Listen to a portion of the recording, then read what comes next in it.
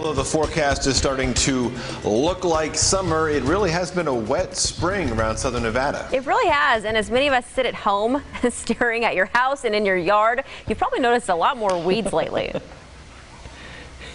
That's right. Dr. Q of Star Nursery says that not all weed killers, though, are made for all of those varieties of little green varmints, so I had him sort out the best ones for the right job.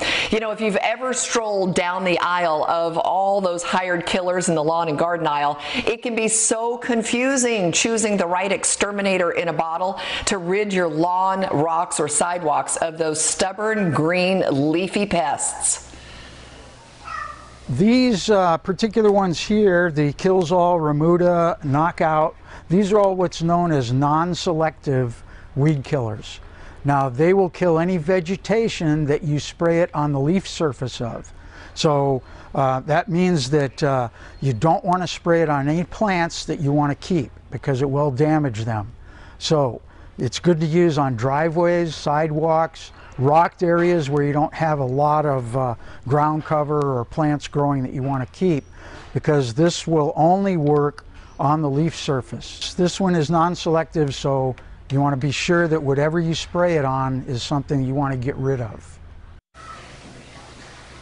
Right, you want to keep all those pretty plants, and especially the grass. For the leafy greens that sprout in your grass or that crabby stuff that takes over, you need a weed begone defense. You can spray it on grass lawns without hurting them, but it will kill all the broadleaf weeds as well as control crabgrass. Okay. It won't kill it completely, but it will control it.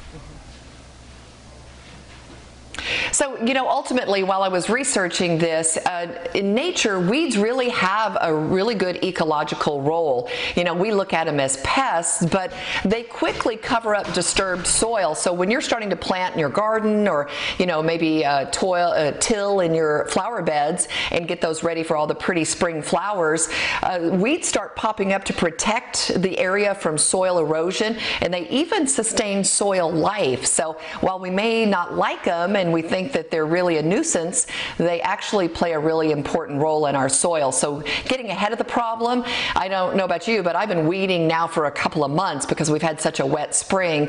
If you don't get ahead of it, you'll be working with some hard-breaking back labor into all the summer months, because weeds have a really bad habit of sticking around for a long, long time, especially when we get those watering sprinklers going for into the summer months with our heat. So get ahead of it, get those weeds out of there, and enjoy your green grass and all your pretty flowers without them if you want.